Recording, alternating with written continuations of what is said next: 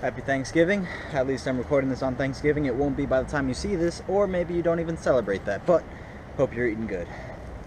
Today's tutorial is on the Macaco, or Valdez in breakdancing. This is a capoeira move that trickers have adapted.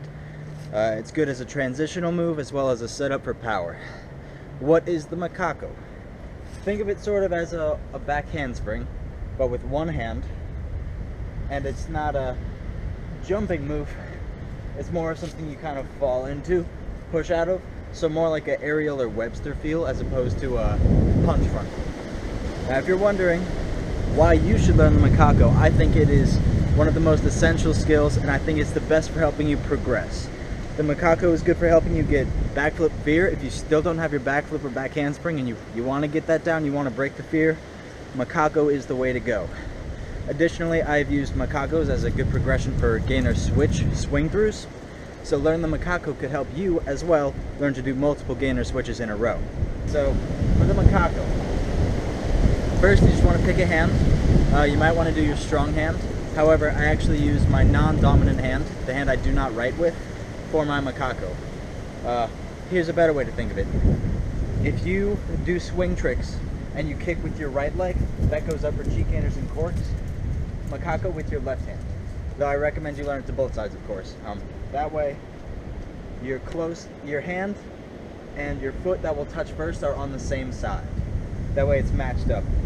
If you put your left hand back but your right leg needs to touch the ground, you'll be crossed up. So go on your jumping leg side for swing tricks.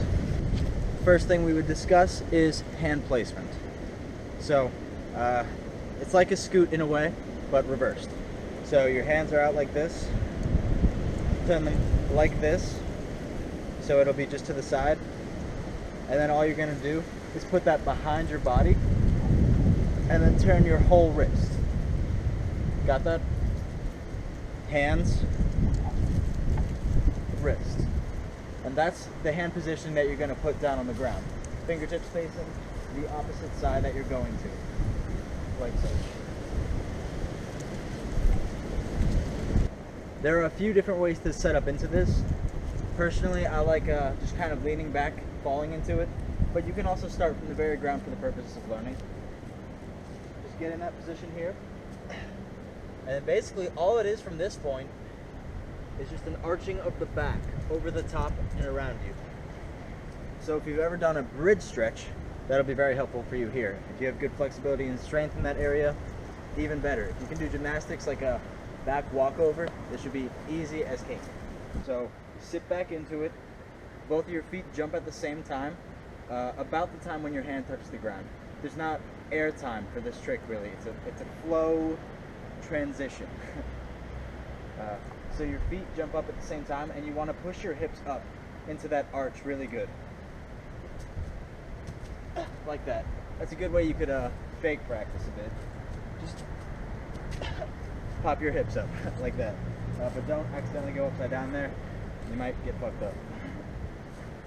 So pop the hips up, and then your other arm also goes up with that motion.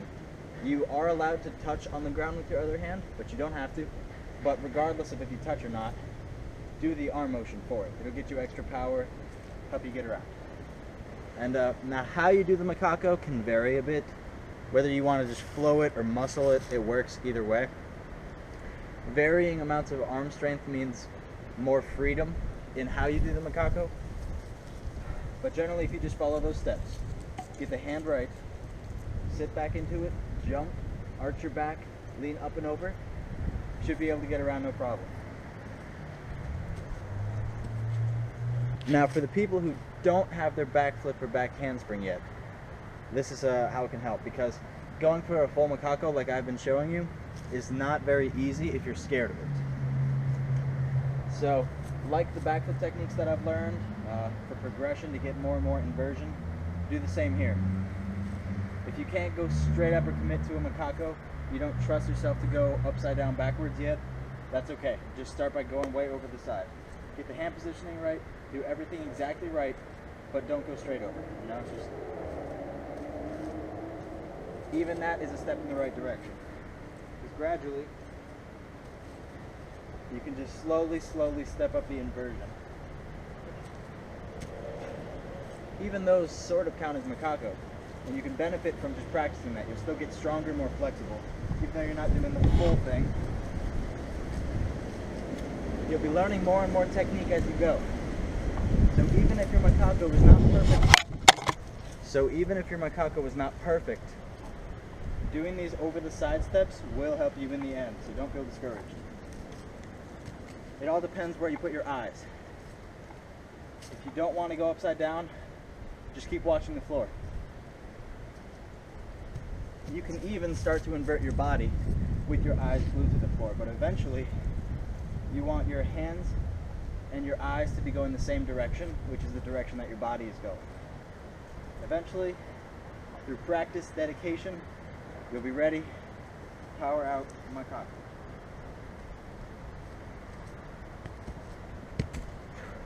Macaco is a wonderful tool to have in your library, even if you're not using it as a progression type thing.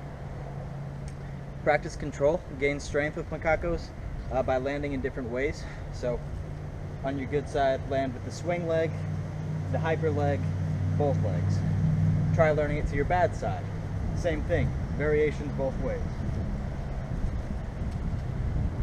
As I said earlier, Macaco is also a good progression for gainer switches. If you're at the level where you're ready to try gainer switches, but you're still scared and you're wondering what kind of progressions there is to a gainer switch, Macaco is the way, my friends. Because if you notice, a gainer and a Macaco are pretty similar in motions, just the level of inversion, the axis, and obviously your hands on the ground here. But it's really not too different.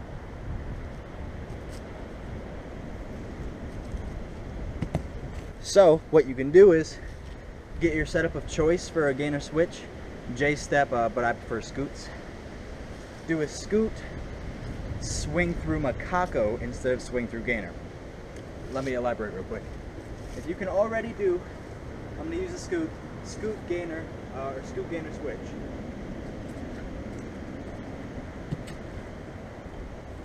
And you want to do two. What you can do is, after your scoot, swing your leg into a Macaco instead. So it's an assisted gainer basically. And if you can do that fake gainer switch because you're doing a Macaco instead, that can help break the fear in actually doing it without your hands when you feel how similar it is. With the scoot Macaco, the only thing you want to make sure is don't jump quite as hard, because you're going to be set way too high in the air for it to be a good Macaco most of the time, until you learn to sit back.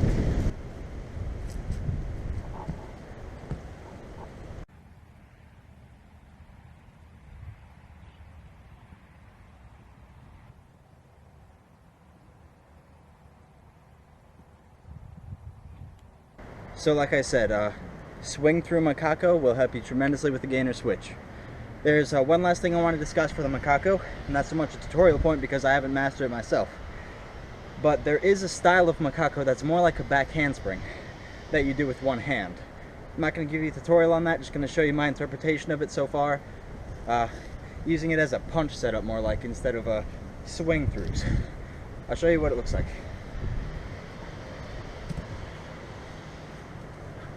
So there's many different styles of Macaco, but no matter how you do it, how you learn it, it is a very helpful, essential skill for tricking, and I recommend you learn it pretty early on. It'll help you with everything else later, but if you take your time learning this, then I think it'll be pretty easy for you to learn if you can already do acrobatics. Cold weather sucks, but we're gonna keep going through it. Hope y'all enjoy your training. Have a good, safe life.